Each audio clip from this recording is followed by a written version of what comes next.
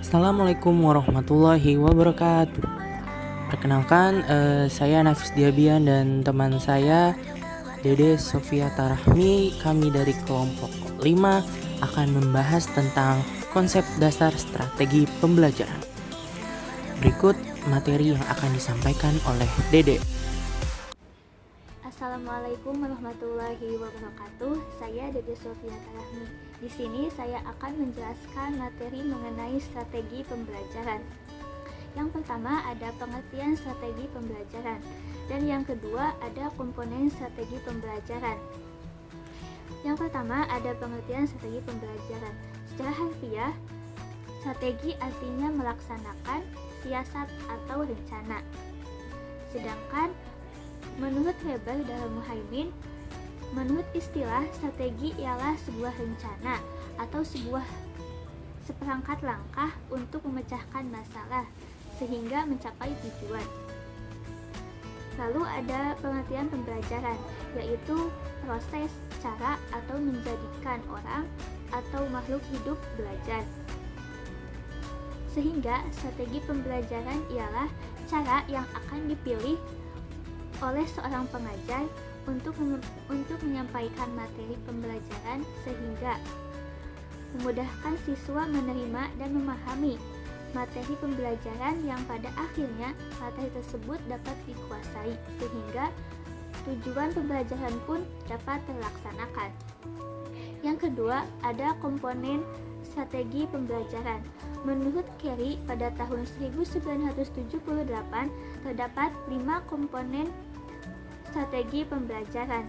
Yang pertama, ada kegiatan pembelajaran pendahuluan, yang dimana pada tahap ini guru akan menarik minat siswa atas materi pelajaran yang akan disampaikan. Lalu, guru juga akan menjelaskan tujuan khusus yang diharapkan siswa sehingga bisa menguasai materi tersebut. Yang kedua, ada penyampaian informasi. Tadi sudah dijelaskan bahwa guru akan menarik minat siswa atas materi pembelajaran. Jika guru tidak menarik minat siswa, maka poin yang kedua ini akan menjadi tidak berarti. Dalam penyampaian informasi ini, urutan penyampaian yang harus diperhatikan. Misalnya, dari yang sederhana ke yang kompleks. Misalnya, dalam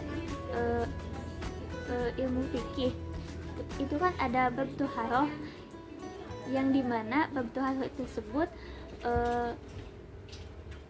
itu sederhana, yang di dalamnya terdapat bab wudu, istinja, mandi wajib dan sebagainya. Lalu ada partisipasi siswa, yang dimana partisipasi siswa ini dituntut secara aktif, secara langsung, dan diharapkan latihan dan praktik.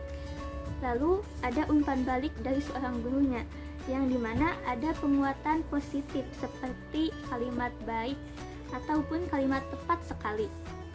Lalu ada penguatan negatif, yang dimana penguatan negatif ini bisa dikatakan dengan kalimat perlu disempurnakan. Lalu yang keempat ada tes, yang dimana tes ini semua siswa diharapkan melakukan latihan ataupun praktik setelah materi pembelajaran berakhir. Lalu yang kelima ada kegiatan lanjutan, yaitu dimana kegiatan ini seperti evaluasi dari kegiatan sebelumnya, yaitu evaluasi dari hasil tes tersebut. Lalu dari evaluasi ini akan memunculkan di mana siswa ini sudah memahami atau tidak materi yang telah disampaikan atau yang telah dipelajari.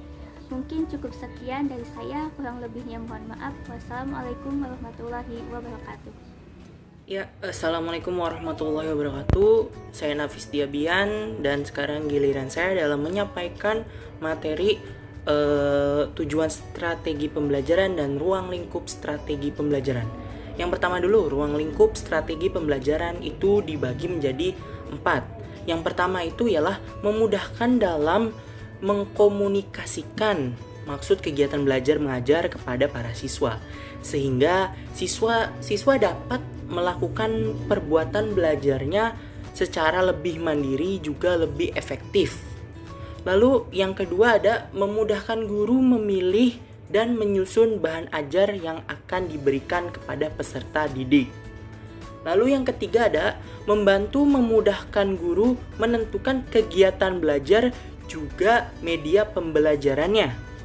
Lalu yang terakhir ada memudahkan guru untuk melakukan penilaian terhadap para peserta didik tersebut.